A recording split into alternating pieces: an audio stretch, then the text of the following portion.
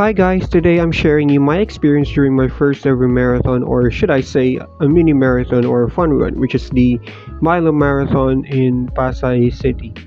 The run was on March 2, which makes this video too overdue, so apologies for that. I can't really find a space to record my voice and I was busy on my job. Anyways, speaking of my job, that is where I registered for the Milo Marathon. There was a registration stall in which I signed up for. Originally, I was going to sign for 3K since this is my first time doing it, but they don't have slots anymore for that category, so I signed up for the 5K. I was nervous at first that I had to run that quote unquote far for my first ever run. Also, I signed up for the run less than a month before the actual event, so my preparation is kinda short to begin with. Since I had my job, I had to schedule my trainings during the weekends.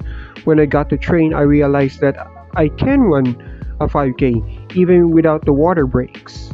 I do have some walks though in between. I even trained myself to do a 10K in which I clock at about 1 hour and 10 minutes. After I ran 10K my practice, that is when I realized I am where I was ready. The day before the run, I also had a scheduled basketball league game in one of the local schools there. What's more is that it's actually the playoff or quarterfinals round and it was played at night. The preparation is now sorted, but I was supposed to rest that day. After the game in which we lost, I felt tired but not that much on my legs. My rest, however, was lacking, as I only slept for 2 hours, which sounds troubling. Race day, I woke up at 1:30 a.m. I only have 30 minutes to prepare my singlet, my race bib, belt bag, and everything. As for my running shoes, I used my Nike Zoom Pegasus 39, which is, according to some people that I've asked, are good shoes for beginners. At around 2 a.m., I left the house and went to my workplace to hitch a ride with some of the race participants who live near the area.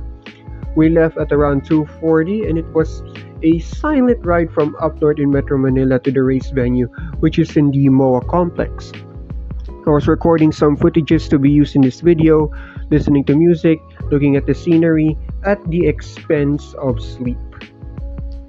Arriving at the venue, there are already many people waiting to race. However, I also found out that there are already participants racing. That is because there are other categories in the event, the 10K and the half marathon or 21K.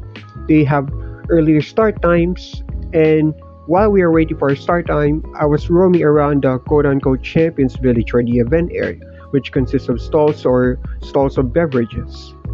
And there were also photographers too if you want to take pictures.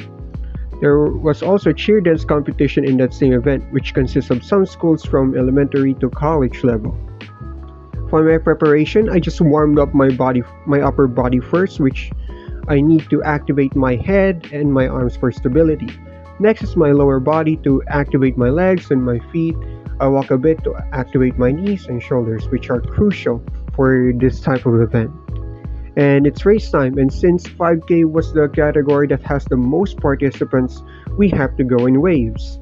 I don't remember exactly the wave in which I've started, maybe around second or third, but to record my true time, I used my Strava app to record on my phone and click record just as I was about to cross the start line. I was so enthusiastic to begin with until I feel a little bit of clicking, which could lead to cramps if I don't slow down. Luckily, I didn't have a full-blown cramp and I slowed my pace down a bit. There were so many runners out there, and there were some beginners and some more experienced. I felt thirsty midway between kilometer 1 and 2, so I went to the nearest hydration station. However, there were so many people in line for a drink which make me lose time. I continued running, but my laces keep going loose, so I have to tie them frequently, which makes me lose time even more. The next hydration station was between kilometers 3 and 4, and same thing happened again, but I had to sprint to make up for the lost time. However, sprinting is not advisable, ladies and gentlemen, as it makes you tie even more. So preparation is also important here. You have to make your laces tight as possible. And I learned it the hard way. I walked pretty much the majority of kilometers 4 and 5 until I saw the finish line from I think 100 meters away, in which I've sprinted. As I've crossed the finish line, I saw my time, which is around 48 minutes on the board, and in my Strava, it recorded a 33:30 time, which I felt like during that day I surpassed my expectations. And I felt like I could have ran for more, even at 10K, but that would have to wait. At the end of the race, I received a certificate for my efforts. No medals though, as that is reserved for the 10K and half marathon participants. After the race, I just went around the Champions Village to drink some beverages and drink Milo. By the way, I'm not sponsored by Milo, but I love Milo ever since when I was a kid. I watched the cheer dance competition as well, and it was entertaining. After that, we all went home and I slept in the van with some music. That event made that event sparked my interest in running. After that, every weekend I made running as part of my schedule.